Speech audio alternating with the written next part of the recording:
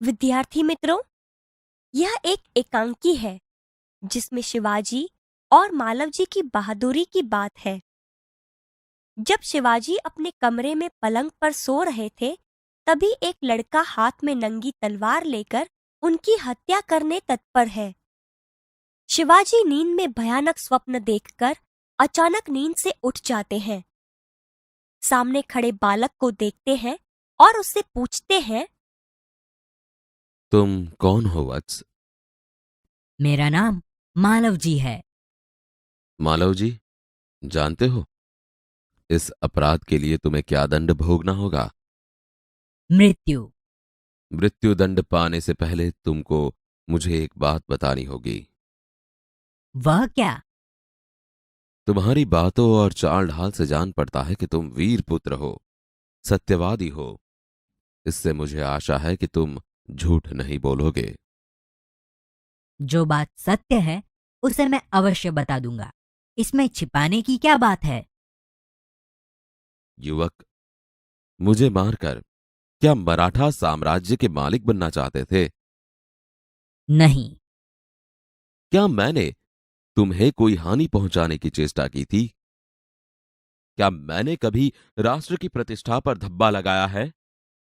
महाराज, यह सब कुछ नहीं। फिर तुम्हारे मन में क्या बात थी? यदि आप पूछते ही हैं तो सुनिए। मेरे पिता आपकी सेना में सिपाही थे। उन्होंने देश की रक्षा के लिए अपने प्राण न्यौछावर कर दिए। आज उनको मरे हुए 2 वर्ष हो गए। इस समय घर में मैं और मेरी माता केवल 2 प्राणी हैं। आज 3 महीनों से हम दोनों को पेट भर अन्न मिलना दुभर हो गया है।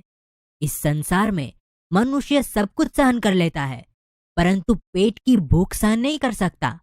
मैं इसी विचार में बैठा था कि एक सैनिक ने आकर मुझसे कहा कि यदि तुम शिवाजी का वध कर दो तो मैं तुम्हें धन दूंगा।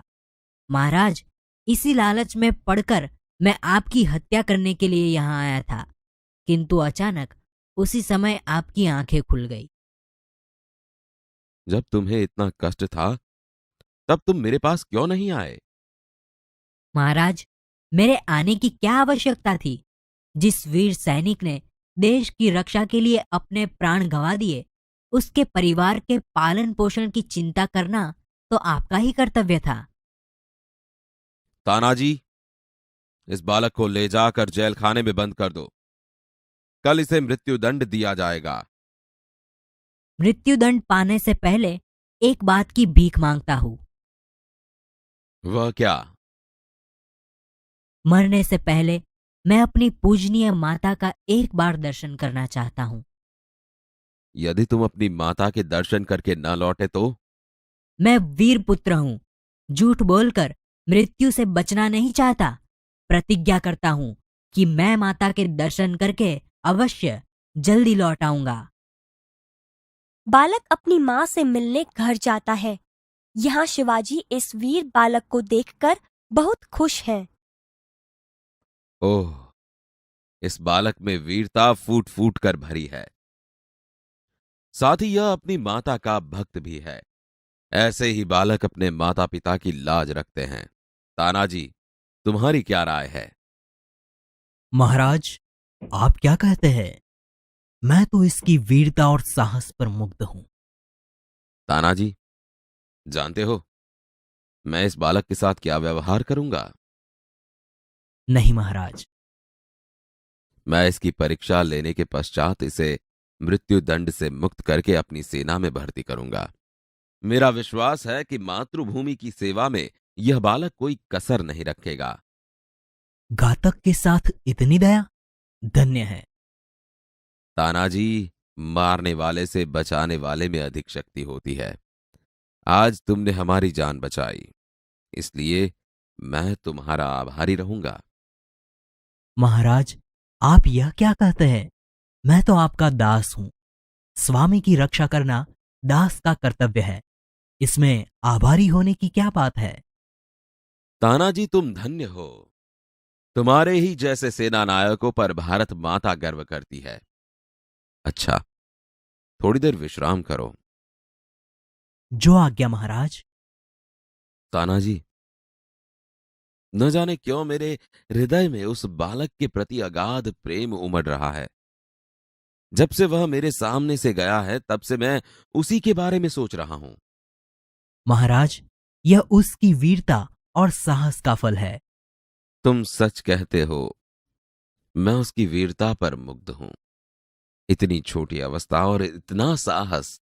जिस शिवाजी के नाम से मुगल सेना कांपती है, उसके सामने एक बालक का इतना साहस। इसमें भी क्या कोई संदेह है?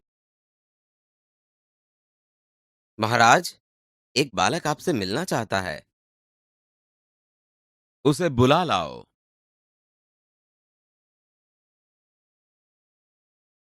महाराज, आपका अपराधी मृत्यु दंड पाने के लिए प्रस्तुत है। वीरपुत्र, तुम इतनी जल्दी कैसे आ गए? महाराज, आपसे विदा होकर मैं घर पहुंचा। माता बड़ी देर से मेरी प्रतीक्षा कर रही थी। देखते ही उसने मुझे छाती से लगा लिया। उस समय मैंने सोचा कि मैं उससे सारा भेद कह दूं, परंतु मेरी हिम्मत न पड़ी। अब मैं आपकी सेवा में उपस्थित हूं। आप जो चाहे कर सकते हैं, परंतु मरने से पहले मैं एक बात और मांगता हूं। कहो, वह कौन सी बात है? मेरी मां की देखरेख का समस्त भार आप अपने ऊपर ले लीजिए।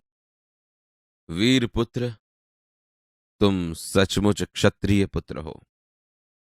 शिवाजी वीरों का आदर करता है, उनकी हत्या नहीं करता। अब तक मैं तुम्हारी परीक्षा ले रहा था। वत्स, तुम मेरी परीक्षा में सफल हुए। मैं तुम्हारा अपराध क्षमा करता हूं। आप धन्य हैं। वीरपुत्र, जिस प्रकार तुम अपनी माता के दुख से दुखी होकर व्याकुल हो रहे हो, उसी प्रकार मैं भी दुखी हूं। रात दिन मैं इसी चिंता में रहता हूं कि किस प्रकार भारत माता का दुख दूर करूं। महाराज, यह शरीर आपका है। आपने मुझे जीवन दान दिया है।